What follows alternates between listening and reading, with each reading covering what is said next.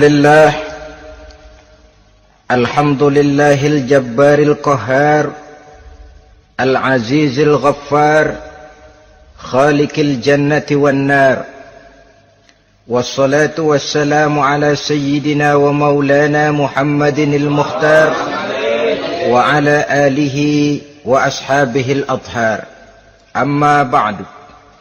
Saudara-saudara kaum muslimin rahimakumullah. Pada pertemuan kali ini kita akan membicarakan tentang neraka dan calon-calon penghuninya.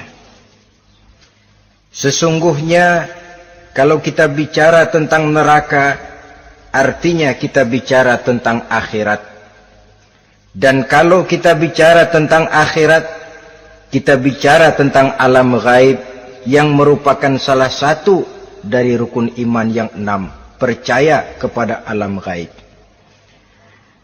Kalau sudah bicara alam gaib, maka ini di luar batas kemampuan nilai-nilai ilmiah dan di luar batas kemampuan renungan filsafat. Ilmu pengetahuan akan buntu kalau sudah membicarakan alam gaib. Artinya, kehidupan di akhirat itu tidak bisa diteliti secara ilmiah. Filsafat pun akan ngambang kalau sudah membicarakan kehidupan di alam gaib. Karena itu kalau kita kembali kepada logika, jika kita ingin mengerti tentang caranya membuat bangku, kita pergi ke tukang bangku dan bertanya kepadanya. Kita ingin mengerti cara membuat mobil, kita pergi ke tukang mobil, ke bengkel mobil dan bertanya kepada ahlinya. Pun dalam urusan alam gaib, sudah sewajarnya kita kembali kepada penjelasan dari sang pencipta alam gaib, yakni Allah subhanahu wa ta'ala. Dan melalui kitabullah Al-Quranul Karim, Allah telah menjelaskan masalah-masalah gaib berupa kehidupan di sorga dan neraka itu secara jelas dan pasti. Dengan kata lain, di dalam membicarakan tentang neraka ini, yang menjadi dasar daripada pemikiran kita adalah rasa iman kepada Allah subhanahu wa ta'ala.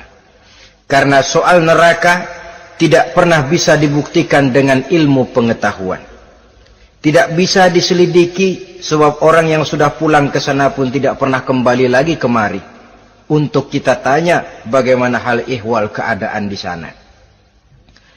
Saudara-saudara kaum muslimin rahimakumullah.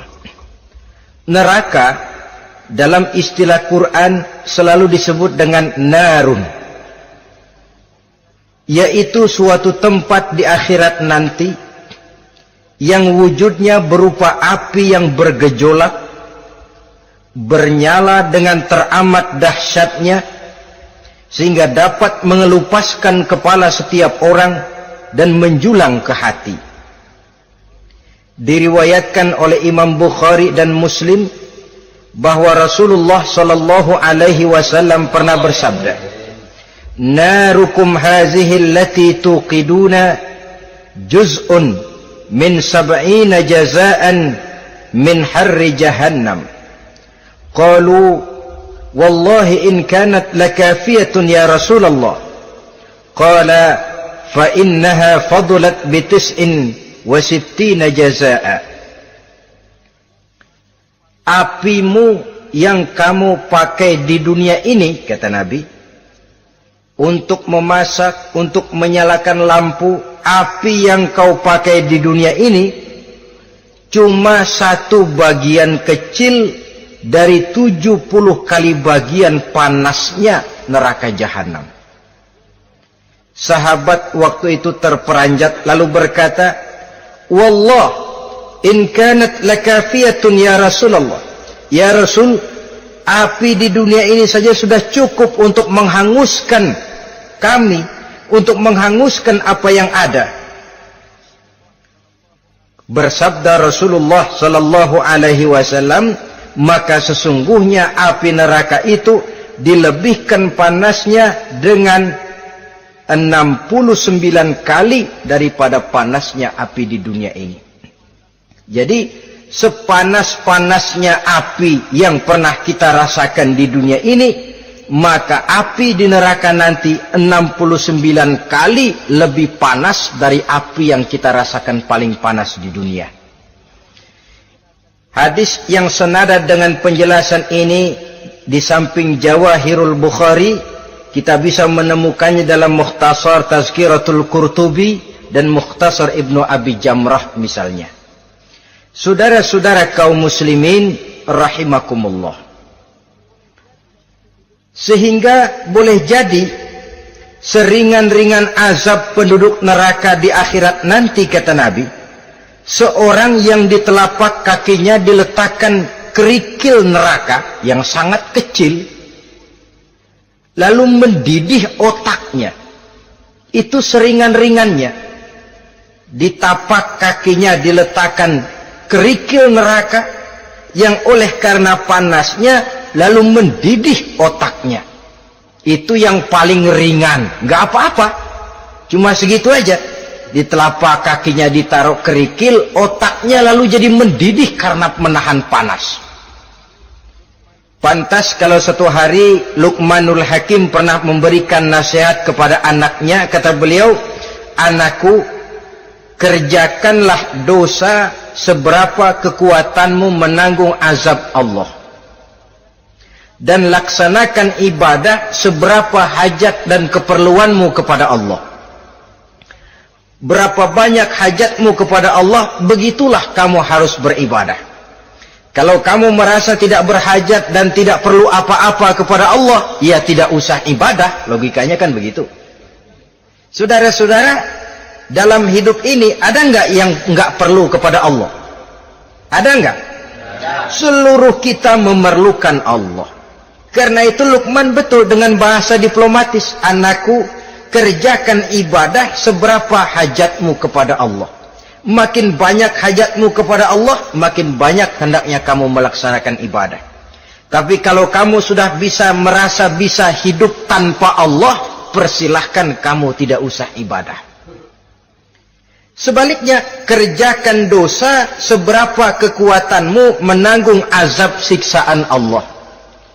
Kalau merasa sudah belajar ilmu kebal, kira-kira di neraka nanti nggak apa-apa, persilahkan kerjakan dosa sebanyak-banyaknya. Tapi kalau masih berpikir, gua mah jangan dibakar di neraka, nginjak puntung rokok gua lompat. Kalau masih berpikir ke situ, ya hati-hati, saudara-saudara. Nah, sebagaimana surga, neraka pun ada pintu-pintunya. Dan yang melalui pintu-pintu itu sesuai dengan dosa yang dia kerjakan pada waktu kehidupannya di dunia ini. Jadi setelah manusia diadili, mereka kumpul di padang mahsyar beramai-ramai.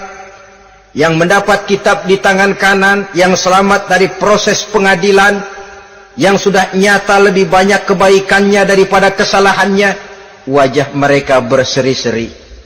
Tapi yang rapotnya merah, yang timbangannya lebih banyak kejahatannya, mereka mukanya udah pada gulem. Di tengah itulah kedengaran pernyataan dari Allah Subhanahu wa ta'ala, "Salamun qaulan min Rabbir Rahim." Ada ucapan selamat dari Allah, Tuhan yang Maha Pengasih dan Maha Penyayang. "Salamun alaikum." Selamatlah kamu, wahai orang-orang yang kelak akan sampai ke surga. Yang lulus di pengadilan dapat ucapan selamat dari Allah. Tapi pada saat itu juga Allah mengatakan, "Wamtazul yawma ayyuhal mujrimun." Pada hari ini, semua orang-orang yang kurang ajar, supaya minggir. Wamtazul yawma ayyuhal mujrimun. Orang-orang yang durjana, kelompok durhaka, para pembuat dosa, misah hari ini, minggir semuanya. Kamu akan digiring ke dalam neraka.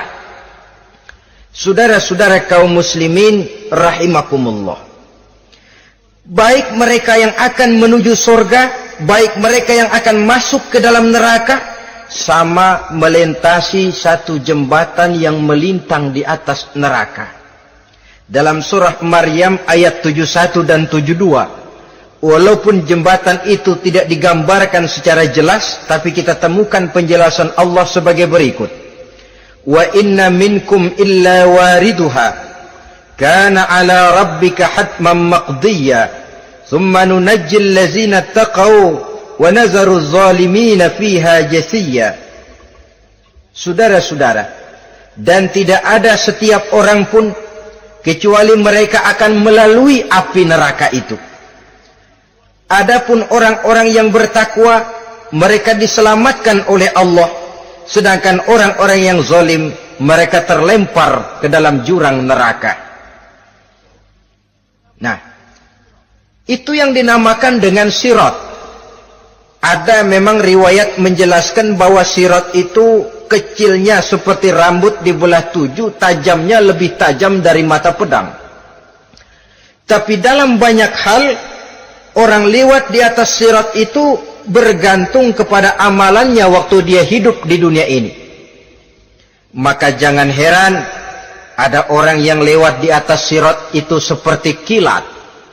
Lep, sudah sampai di surga. Ada yang lewat di atas sirat itu seperti orang terbang. Ada yang lewat di atas sirat itu seperti orang lari. Ada yang seperti jalannya unta, ada yang merangkak, ada yang gelantungan, ada yang sudah hampir sampai ke tepian sana untuk masuk ke dalam surga, terpeleset nyemplung juga ke dalam neraka, sesuai dengan amalan pada waktu mereka hidup di kehidupan dunia yang sekarang ini. Saudara-saudara kaum muslimin rahimakumullah, apabila orang terperosok lalu masuk ke dalam neraka, bagaimanakah ihwal keadaan di neraka? Panasnya sudah kita jelaskan tadi.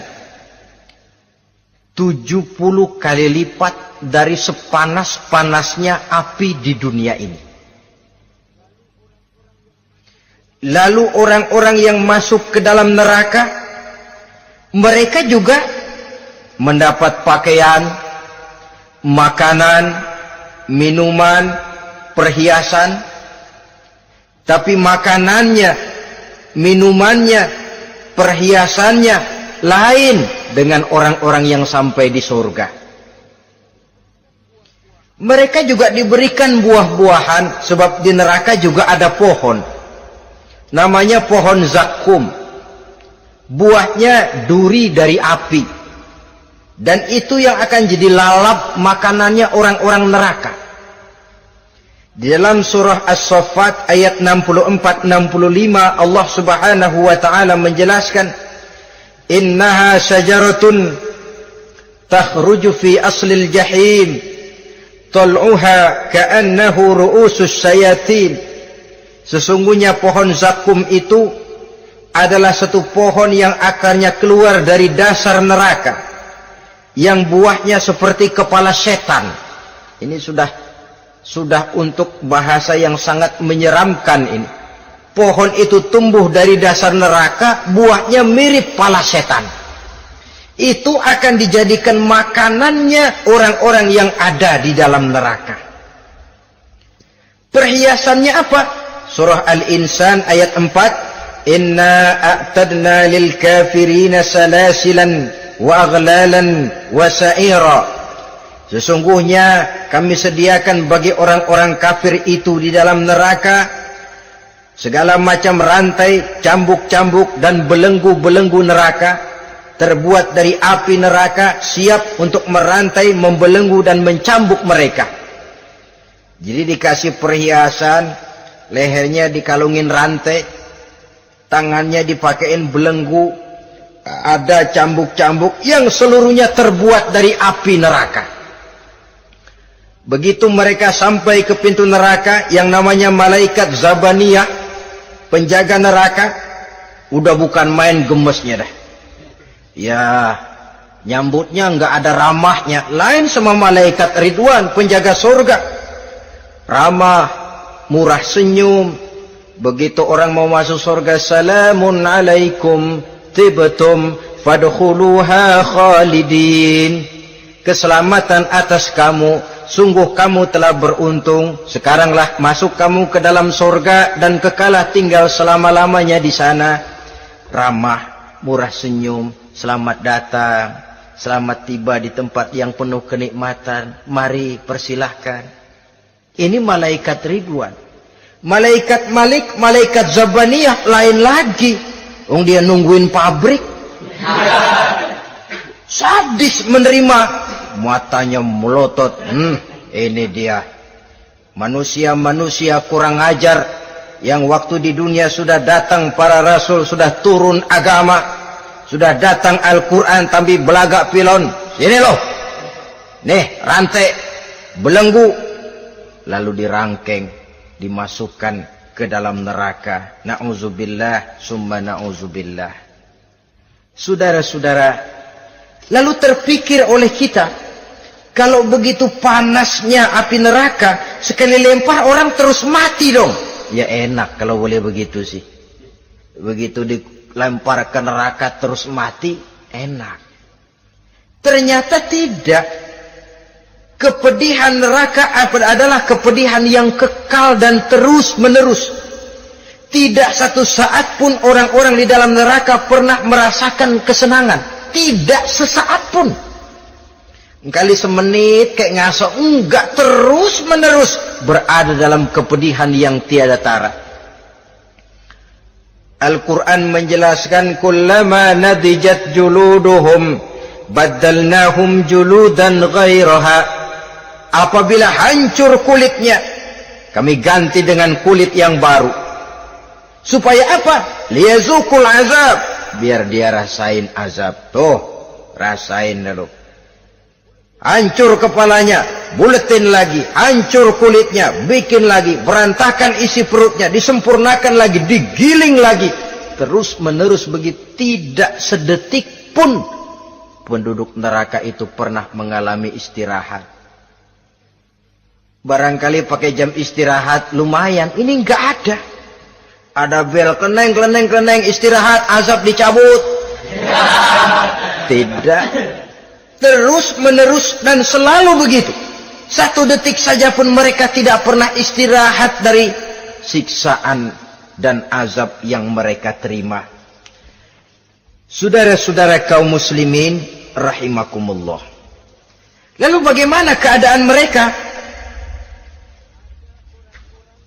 Ada orang-orang di dalam neraka itu yang dikenakan pakaian dari api neraka. Luar biasa. Dikasih pakaian dinas dari api. Kemudian kepalanya dituangi air yang sedang mendidih. Yang dengan tuangan air itu dihancur luluhkan segala isi perutnya dan kulit-kulitnya. Setelah itu mereka dicambuk dengan cambuk-cambuk dari besi. Apabila mereka hendak keluar dari neraka, mereka dicampakkan kembali ke dalamnya. Dan dikatakan kepada mereka, rasakan siksaan yang membakar ini. Dalam surah Al-Hajj ayat 19 sampai 22 kita bisa simak firman Allah Subhanahu wa taala. Fallazina kafaru qutti'at lahum siyabun min nar yusabbu min fawqi ru'usihimul jahim yus'aru bihi ma fi butunihim wal julud wa lahum maqami'u min hadid. Kullama aradu an yakhruju minha min ghammin u'idu fiha wa zuqu azabal hariq. Na'udzubillah summa na'udzubillah. Diberikan pakaian dari api, melolong, menyayat dia, memilukan, merintih dan meraung-raung. Lalu kepalanya diguyuri dengan air yang sangat mendidih. Hancur luluh isi perutnya, masih dicambuk lagi dengan cambuk-cambuk dari besi. Mereka merambat, mereka meraung, mereka hendak lari, mereka ingin keluar dari neraka.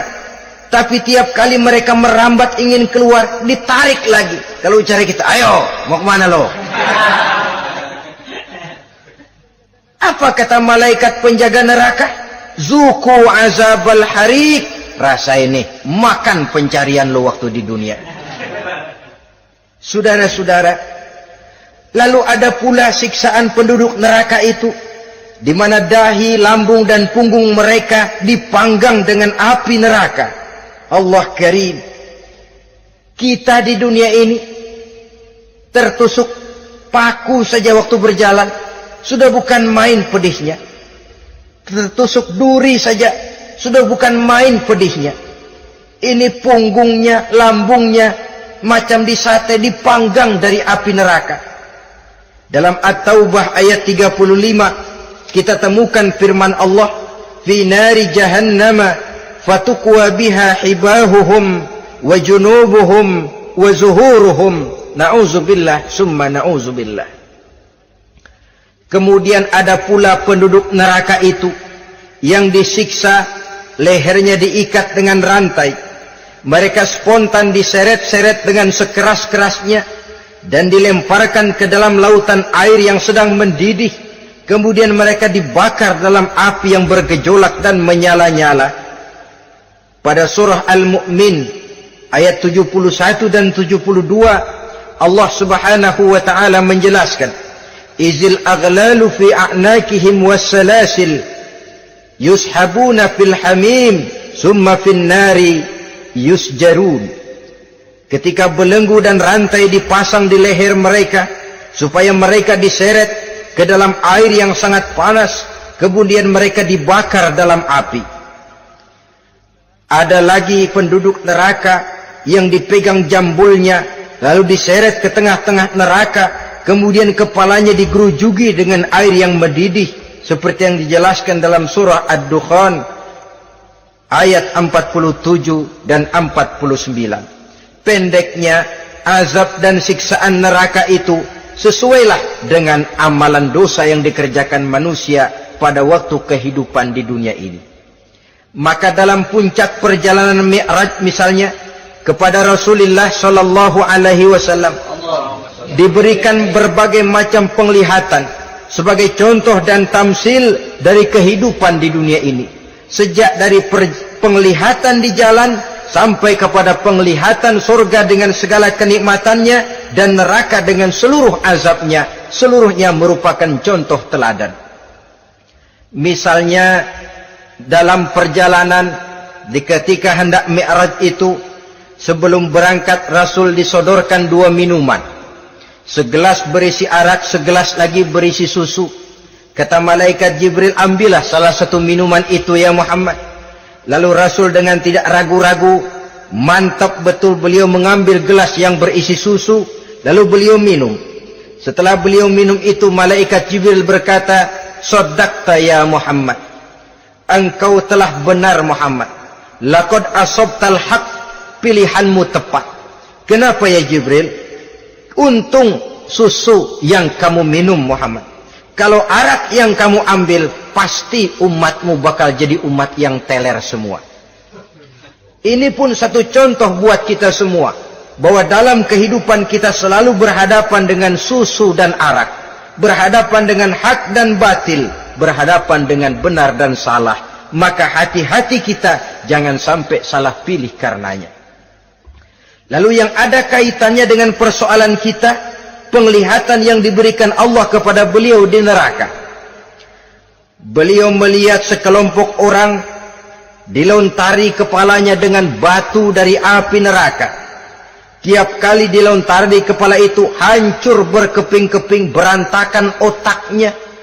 Lalu dibulatkan kembali. Setelah kepala itu bulat kembali, disambitin lagi. Menjerit, meraung, merintih kesakitan, hancur kepalanya, berantakan otaknya, lalu dibulatkan lagi, terus menerus begitu, tidak pernah berhenti. Sampai Rasul bertanya, ya Jibril, ini orang kenapa kepalanya dilontari dengan api neraka sampai hancur lalu dibulatkan kembali? Kata malaikat Jibril, ya Muhammad, itulah contoh daripada umatmu yang berat untuk sujud kepada Allah Tuhannya. Itulah contoh dari umatmu yang waktu hidup di dunianya tidak pernah mendirikan solat sama sekali. Sombong yang paling sombong adalah sombong kepada Allah. Artinya tidak mau sujud kepada Sang Maha Penciptanya. Jadi barangkali saudara punya cita-cita atau keinginan, saya mau yang ini saja, persilahkan, gak usah sembahyang. Lalu ada lagi sekelompok kaum, perutnya besar, sebesar rumah, dililit dengan kala dan ular dari api neraka, diseret-seret dia di jurang neraka, dipatoki ular, hancur perutnya, dibulatkan lagi perut itu, diseret kembali, hancur lagi, dibulatkan lagi, terus menerus seperti itu. Kata Nabi, ya Jibril, ini apa lagi? Kata malaikat Jibril, wahai Muhammad, inilah contoh daripada umatmu yang waktu di dunia suka makan riba alias renten dan suka makan harta anak yatim, suka ngobyekin anak yatim, sok jadi pengasuh anak yatimnya lapar, pengasuhnya yang pada kenyang. Saudara hadirin yang saya muliakan, orang yang makan riba alias renten, orang yang makan harta anak yatim, begitu gambaran yang diperlihatkan kepada baginda Rasulullah sallallahu alaihi wasallam. Sebagian lagi ada penduduk neraka yang kukunya terbuat dari tembaga dari api neraka, panjang sangat kukunya itu, lalu mencakar-cakar mukanya sendiri, hancur mukanya berantakan, dicakari oleh kukunya itu, lalu dibulatkan lagi, dicakar lagi, hancur lagi, dibulatkan lagi. Pengangguran benar nih orang, muka sendiri dicakarin sendiri. Ya Jibril, ini tamsil apa Jibril? Ya Muhammad, itulah contoh dari umatmu yang pada waktu di dunianya enggak pernah rukun sama sesama saudaranya muslim, suka nyari aib orang lain, suka ngejelekin orang lain, padahal orang lain itu saudaranya seakidah. Kan sama dengan nyakar muka sendiri namanya, menepuk air di dulang, terpercik muka sendiri. Kejelekan saudaranya dikorek-korek, aib saudaranya diobral di pasar umum. Orang macam itu nanti tangannya akan tumbuh kuku panjang dari tembaga yang akan mencakar dan mengoyak-ngoyak mukanya sendiri. Itu kita bisa lihat nanti. Oh, ini yang waktu di dunia suka ngorek-ngorek kesalahan orang tuh, lagi pada nyakarin mukanya. Oh, begitu. Saudara-saudara kaum muslimin rahimakumullah. Oleh karena itu Nabi ajarkan kita, tuba liman syaghalahu aibuhu an uyubin nas. Beruntung orang yang aib dan kekurangan pada dirinya menyebabkan dia sibuk sampai enggak sempat ngorek-ngorek aib dan kekurangan orang lain.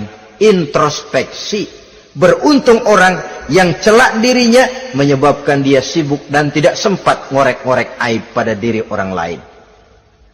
Ada pula di antaranya dilihat oleh Rasul, di antara penduduk neraka itu orang yang lidahnya terjulur memanjang, kemudian dipotong lidah itu dengan gunting dari api neraka, menjerit dan memekik ia menahan sakit yang tiada tara, sampai Rasul bertanya kepada malaikat Jibril, kalau ini tamsil apa lagi ya Jibril?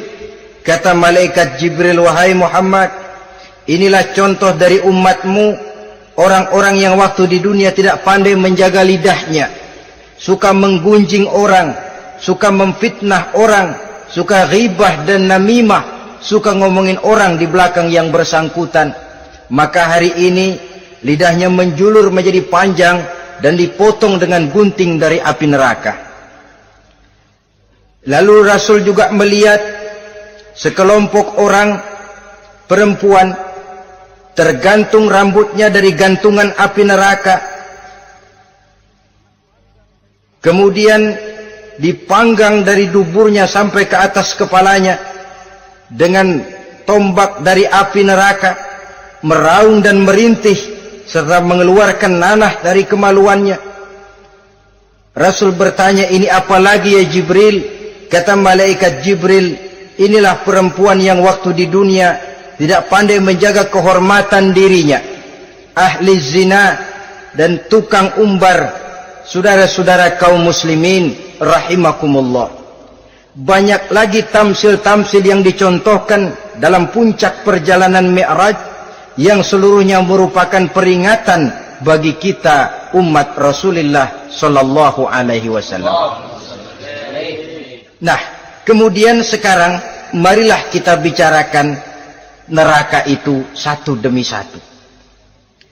Yang pertama, dan ini yang paling dikenal orang, neraka Jahannam atau naru Jahannam. Siapa yang dijelaskan Allah akan menjadi penghuni neraka Jahannam ini? Pertama dalam surah Al-Ankabut ayat 68. Wa man azlamu mimman iftara 'ala Allahi kadziban aw kadzdzaba bil haqqi lamma ja'ahu alaysa fi jahannam maswal lil kafirin.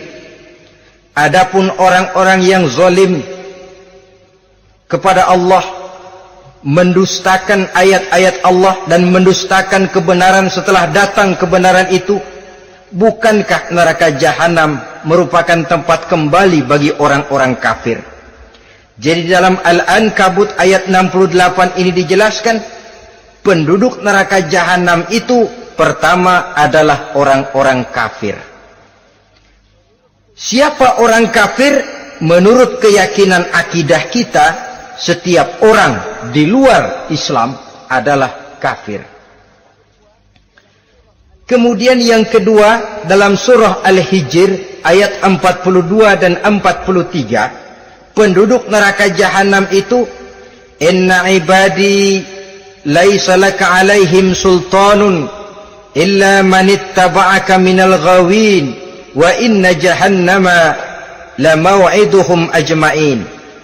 Sesungguhnya hamba-hambaku tidak akan bisa kamu kuasai, hai iblis, kecuali mereka yang mengikuti tipu dayamu. Sesungguhnya neraka Jahannamlah tempat mereka seluruhnya. Kalau kita perhatikan ayat ini, maka penghuni neraka Jahannam yang kedua adalah para pengikut setan. Para pengikut setan dengan seluruh ajaran-ajaran yang dilancarkan oleh setan. Padahal pada saat hendak masuk neraka, setan jelas cuci tangan. Tugasnya cuma bagaimana mencari pengikut sebanyak-banyaknya yang akan nemenin dia di neraka nanti. Tapi pada saat orang digiring ke dalam neraka, setan cuci tangan. Mungkin orang menuntut, setan, gue ngikutin lu, sekarang kenapa jadi kemari? Nah, gue bilang juga apa? Kata setan, gue bilang juga apa, lu kenapa ngikutin? Dan setan ini menebar ranjau dalam segala bentuknya, dengan segala macam caranya. Para pengikut setan yang menjauhi tuntunan agama, memperturutkan hawa nafsunya. Setan membisiki manusia lewat minuman keras, setan masuk manusia lewat judi, lewat zina, lewat kenikmatan yang melalaikan orang dari kehidupan akhirat dan selanjutnya, dengan segala macam jalan. Kadang-kadang dalam ibadah setan juga masuk.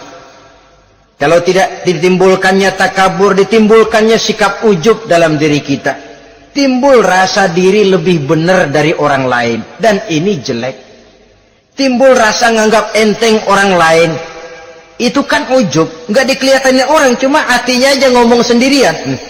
Kalau gue lihat di kampung ini nggak ada yang kayak gue. Bayangnya kayak ibadahnya kayak udah aing pang paling nak ya di dia. Itu juga bisikan iblis. Dan dia tidak segan-segan mengaku jadi Tuhan iblis itu. Dan ini diceritakan dalam kehidupan Sayyidus Syekh Abdul Qadir Jailani. Ketika beliau sedang ibadah di mihrab dalam masjid, datang seberkas sinar. Sinar itu ngomong, ya Abdul Qadir ana rabbuk. Hai Abdul Qadir, aku Tuhanmu, kata cahaya tadi. Sudah cukup kamu ibadah Abdul Qadir. Sembayangmu udah banyak, puasamu udah banyak, jihadmu cukup. Maka mulai sekarang berhenti dah ibadah. Aku bolehkan kepada kamu segala yang dilarang. Cuma yang didatangi Syekh Abdul Qadir. Sehingga mendengar cahaya tadi ngomong begitu, beliau ambil kasut sendal, disambitnya cahaya tadi, izhab ya la'in, pergi laknat terkutuk iblis kamu. Masa saya disuruh berhenti sembahyang karena hati saya sudah baik? Kalau hati sudah baik lalu boleh berhenti sembahyang, mestinya yang paling dulu berhenti sembahyang Nabi Muhammad, sebab beliau orangnya paling baik. Tapi Nabi hatinya baik, sholat jalan terus, hukum halal haram berlaku. Ini kadang-kadang orang sekarang baru ibadah dikit banget merasa dapat bisikan katanya, wangsit. Ya berhenti sembahyang madep ulun, madep ngudik sembahyang. Bikin ajaran yang aneh-aneh. Nah kalau satu orang boleh dapat wangsit, saya juga boleh dong ngomong dapat wangsit. Saya juga boleh dong mendirikan aliran kepercayaan. Saya ngilang dulu dari kampung saya kira-kira 3 tahun. Saya nyepi di kaki Gunung Salak, pulang piara jenggot, pakai belangkon. Di depan nama saya pakai embel-embel mbah. Saya ngaku dapat wangsit di Gunung Ano, mewahyukan kepada saya ano. Saya cari murid yang fanatik. Saudara-saudara kaum muslimin rahimakumullah, setan membisiki manusia hatta kita sedang ibadah sekalipun dibisikinya. Caranya, mula-mula dia bisikin, lu sembahyang buru-buru dah. Buru-buru udah. Akhirnya apa? Rukuk kita nggak sempurna, sujud kita nggak lengkap, tumakninah kita kurang, bacaan kita tajwidnya nggak kena. Kalau itu bisa kita atasin, kita sembahyang sebagaimana yang seharusnya, dia bisiki lewat jalan lain lagi. Suruhnya yang pendek-pendek aja dah. Atau habis sembahyang udah sigrah, udah jangan pakai wirid, jangan pakai zikir. Dengan segala macam jalan. Dibisikinya was-was ke dalam diri kita. Sehingga ada satu riwayat walaupun dhaif, tapi ini baik untuk dijadikan pelajaran.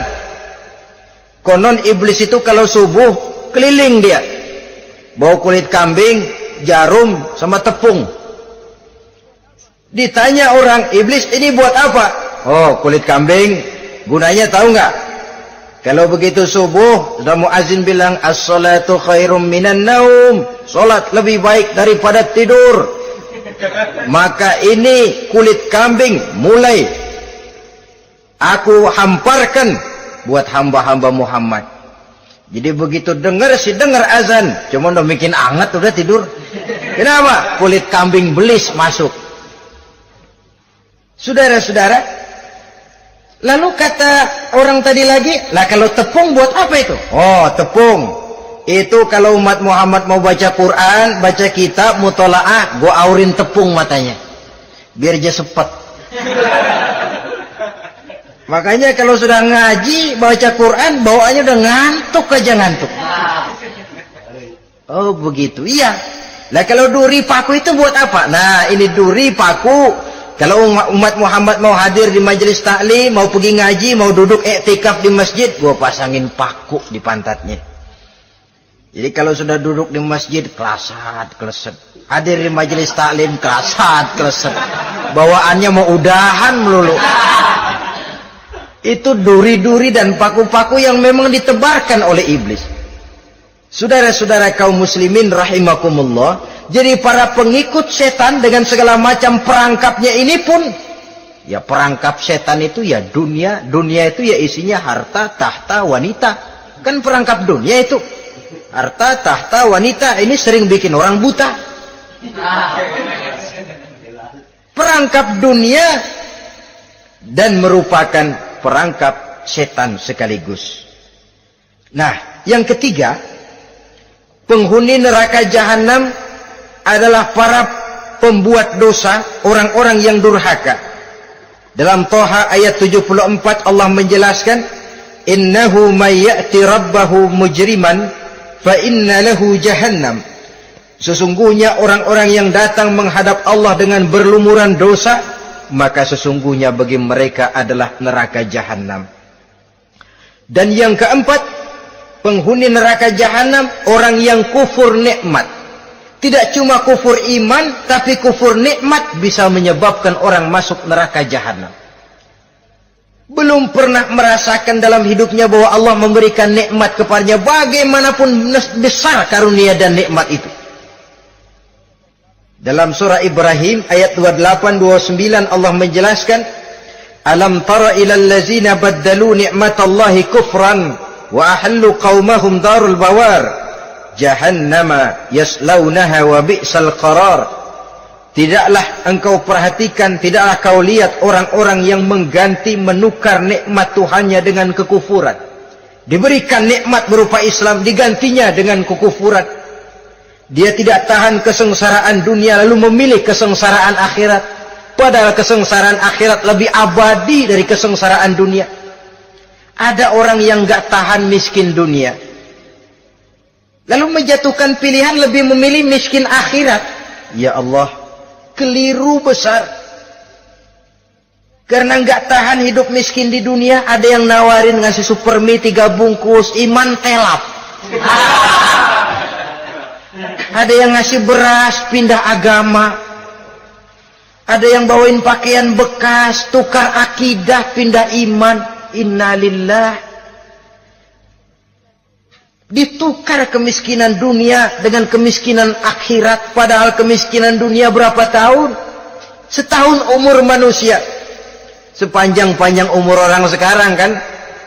100 tahun udah jarang umur orang sekarang. 70 aja udah cakep tuh. Sebenarnya kalau 70 tuh ada jatah lebih tuh, 7 tahun. Toh kalau ikut Nabi 63 tahun kan, Nabi wafat. Kalau kita sudah umur 70 tuh ada jatah ekstra 7 tahun. Oh ya, dimanfaatkan baik-baik mestinya. Taruhlah kemiskinan dunia, bagaimanapun melaratnya dunia, bagaimanapun sengsaranya dunia, cuma sebatas umur kita. Tapi kalau nikmat Islam ini harus kita tukar dengan yang lain. Baddalu ni'matallahi kufran. Menukar, mengganti nikmat yang diberikan Allah dengan kekufuran. Artinya kita menukar kemiskinan sementara dan kita memilih kesengsaraan dan kemiskinan abadi. Di akhirat kita miskin, di neraka kita miskin, miskin abadi. Di neraka kita sengsara, sengsara abadi. Saudara-saudara kaum muslimin rahimakumullah. Itu neraka jahanam. Yang kedua dinamakan neraka jahim. Siapa mereka ini para penghuninya?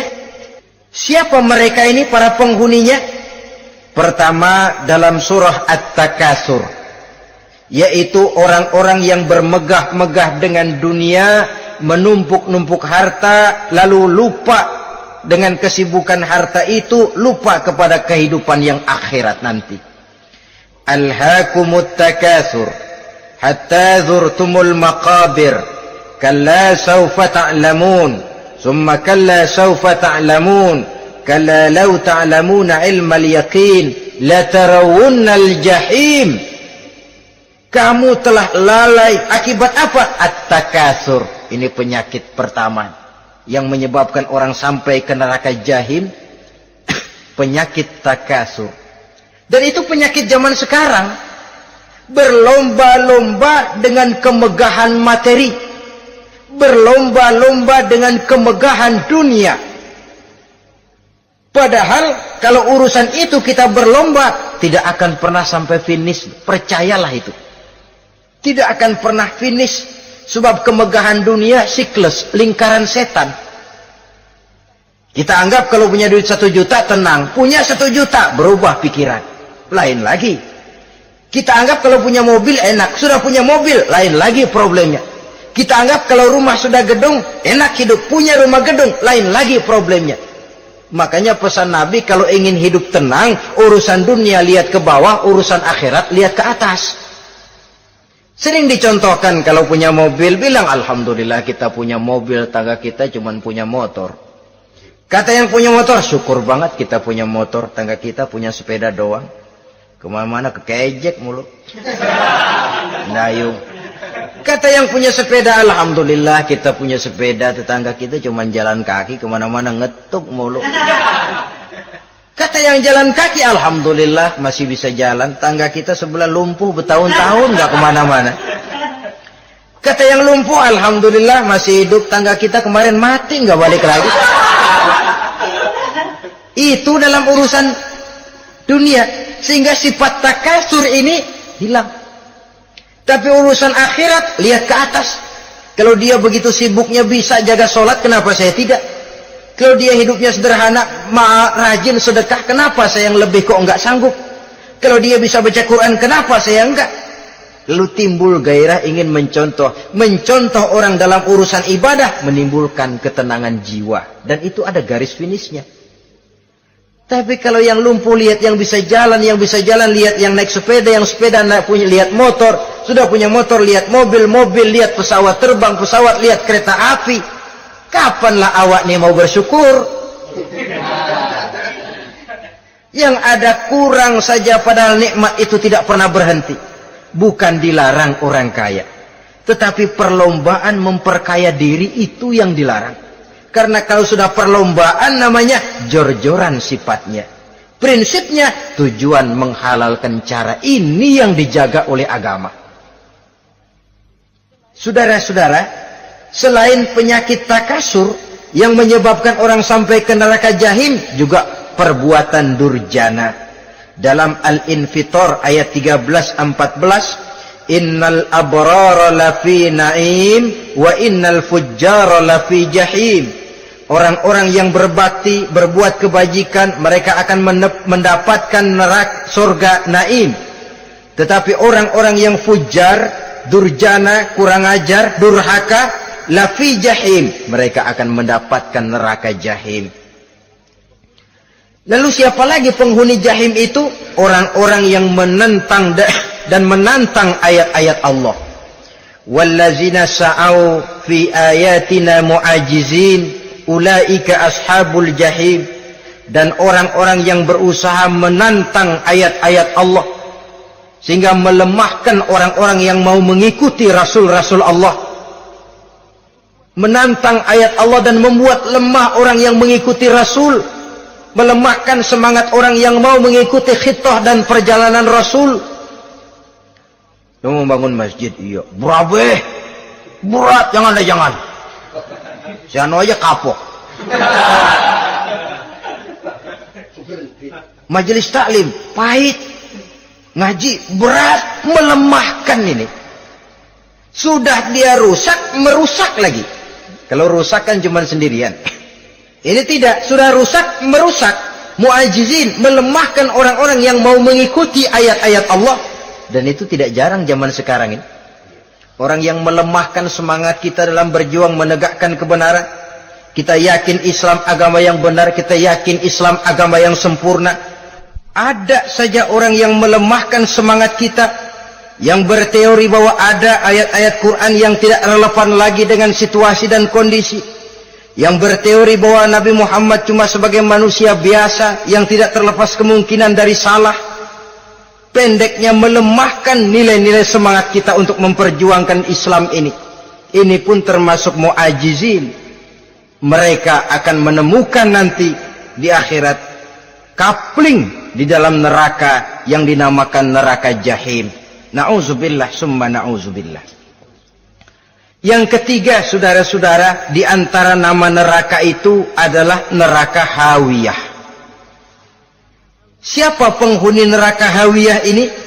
Dalam surah Al-Qari'ah ayat 8-11 dijelaskan secara simpel, wa amma man khaffat mawazinuhu fa ummuhu hawiyah. Adapun orang-orang yang ringan timbangan kebaikannya, maka tempatnya adalah neraka hawiyah. Artinya orang ini lebih berat timbangan kejahatannya, sedikit kebaikannya, sehingga jadi ringan di timbangan akhirat nanti. Solat, puasa, zakat, tapi dosa yang dikerjakan masih lebih banyak ketimbang kebaikan yang dikerjakannya itu. Maka orang semacam ini apabila tidak mendapat syafaat, maka dia akan masuk ke dalam neraka yang namanya neraka hawiyah. Lalu yang keempat, neraka wail. Dalam surah Al-Ma'un ayat 1-7, garis besarnya yang mendapat neraka wail adalah para pendusta agama. Siapa sih pendusta agama itu? Ara'aita allazi yukazzibu biddin. Tidakkah kamu lihat siapa orang-orang yang mendustakan agama? Mendustakan agama, beragama tapi bohong, Sholatnya bohong, hajinya bohong, puasanya bohong, mendustakan agama. Siapa mereka? Fadzalikal ladzi yad'ul yatim. Pertama, orang yang suka menghardik anak yatim. Anak yatim yang lemah, anak yatim yang tidak berdaya, yang hidup dipayungi kemiskinan dan kekurangan, bukan ditolongnya, malah dihardiknya. Jangan lupa, saudara yang sudah 2-3 kali pergi ke Makkah, saudara yang khusyuk dalam sujudnya, saudara yang mantap dalam puasanya, mungkin saja bisa terhalang masuk ke dalam surga. Karena di samping rumah saudara ada anak yatim merintih menahan lapar dan haus. Saudara tahu, saudara mampu, tapi saudara diam saja, tidak mau mengulurkan tangan. Mungkin itu yang akan mengganjal saudara untuk masuk ke dalam surga. Wala yahuddu ala tu'amil miskin. Mereka membiarkan fakir miskin, tidak memberikan makan. Kemudian fawailul lil musallin. Mereka juga melalaikan solat. Allazina hum an solatihim sahun. Allazina hum yura'un. Mereka juga riak di dalam amalnya. Saudara hadirin kaum muslimin rahimakumullah. Melalaikan solat, kemudian riak dengan amalnya, termasuk amalan solatnya. Kalau jadi imam, bahasanya dibuat sepasih-pasihnya, surahnya yang panjang-panjang, paling pendek sabbihis sama wadduha. Tapi kalau solat sendirian cukup kul huwallahu ahad sama inna a'toinakal kautsar. Hilang lagi nilai keikhlasannya. Dan terakhir, mereka enggan untuk membayar zakat. Yang memenuhi ciri-ciri inilah yang dikatakan sebagai pendusta agama. Menghardik yatim, membiarkan fakir miskin, melalaikan solat, ria, dan enggan membayar zakat. Mereka divonis mendapat neraka wail. Seperti dalam surah Al-Ma'un ayat 1 sampai dengan 7. Saudara-saudara kaum muslimin rahimakumullah. Yang kelima, neraka sa'ir. Neraka sa'ir ini pertama buat mereka yang memakan harta yatim. Kalau tadi tidak mau membantu, ini malah membantu tapi tujuannya malah ngobyekin anak yatim. Mereka yang memakan harta yatim dalam An-Nisa ayat 10. Innal ladzina ya'kuluna amwalal yatama zulman innama ya'kuluna fi butunihim nara wa sayaslawna sa'ira. Sesungguhnya orang-orang yang memakan harta anak-anak yatim dengan zalim, mereka sebenarnya telah memakan neraka, memasukkan api neraka ke dalam perutnya. Mereka akan dilontarkan ke neraka sa'ir. Selain itu, orang-orang yang mengingkari apa yang diturunkan oleh Allah Subhanahu wa ta'ala, mengingkari kebenaran Quran, mengingkari Rasul, pendeknya mengingkari Islam, dijelaskan dalam surah Luqman ayat 21. Yang keenam, saudara-saudara, yang dinamakan dengan neraka laza namanya. Pertama, untuk pembangkang dan orang yang menjauhi agama. Yang kedua, orang yang berpaling dari kebenaran. Dan yang ketiga, orang yang suka menumpuk-numpuk harta dan menyimpannya, tidak mau membayar zakat, infak, apalagi sedekah. Ini kita temukan penjelasannya dalam surah Al-Ma'arij ayat 15 dan 17. Yang ketujuh dinamakan neraka Sakor. Siapa penghuni neraka Sakor ini? Pertama, orang yang tidak pernah sholat. Yang kedua, tidak pernah memberi makan orang-orang miskin. Yang ketiga, ahli membicarakan yang batil. Strategis betul dia, ulung kalau sudah mengatur kebatilan. Kemudian yang keempat, orang yang mendustakan hari akhir. Dalam surah Al-Muddatsir ayat 42 sampai 47, kepada penduduk neraka Sakor ditanya, "Ma salakakum fis Sakor?" Apa yang menyebabkan kamu masuk ke dalam neraka Sakor? Qalu lam naku minal musallin wa la nakun nut'imal masakin wa kunna nakhudu ma'al khaidin wa kunna nukadzibu yaumaddin. Mereka menjawab, kami di dunia tidak pernah sholat, tidak pernah memberi makan fakir dan miskin. Kami selalu berkumpul dengan orang-orang yang batil dan membicarakan kebatilan, dan kami mendustakan adanya hari akhir. Yang kedelapan, yang terakhir adalah neraka Khutamah. Ini diperuntukkan bagi para pengumpat, pencela, para penghina orang lain, mencari aib saudaranya, kemudian juga mereka menumpuk, menghitung-hitung harta, lalu kikir dan bakhil dengan hartanya itu. Dalam surah Al-Hujurat ayat 11-12, kemudian surah Al-Humazah ayat 1 sampai dengan 7, kita temukan penjelasan itu. Pada akhirnya saudara-saudara, kalau penduduk surga mereka kekal di dalamnya, maka penduduk neraka ini ada dua macam. Ada penduduk musiman, ada penduduk permanen. Kalau yang namanya penduduk permanen itu sudah punya paspor KTP itu. Memang penduduk permanen itu mereka yang kekal selama-lamanya di dalam neraka. Mereka lah orang-orang musyrik dan orang-orang kafir, termasuk orang-orang munafik. Bahkan lebih dahsyat lagi yang namanya munafik. Kata Allah, innal munafiqin fid darkil asfal minan nar. Orang munafik itu berada di dasar jurang neraka yang paling bawah, keraknya neraka. Saudara-saudara, adapun penduduk yang semi permanen, ia masuk neraka buat sementara saja, sekedar dengan dosa-dosa yang dikerjakannya. Mereka adalah orang-orang mukmin yang asli, orang-orang Islam yang waktu di dunianya berbuat dosa. Mereka masuk ke dalam neraka, menerima azab sesuai dengan dosa yang dikerjakannya. Setelah itu mereka akan diangkat dari surga untuk ditempatkan di dalam, mereka akan diangkat dari neraka untuk ditempatkan di dalam surganya Allah Subhanahu wa ta'ala. Seperti banyak dijelaskan dalam hadis-hadis sahih yang diriwayatkan oleh Imam Bukhari dan Muslim. Nah, inilah sekelumit tentang neraka dan calon-calon penghuninya. Mudah-mudahan Allah jauhkan kita, Allah jauhkan anak cucu kita, Allah jauhkan seluruh keluarga kita dari neraka dan dari azab neraka. Terima kasih dan mohon maaf. Wassalamualaikum warahmatullahi wabarakatuh. Waalaikumsalam warahmatullahi wabarakatuh.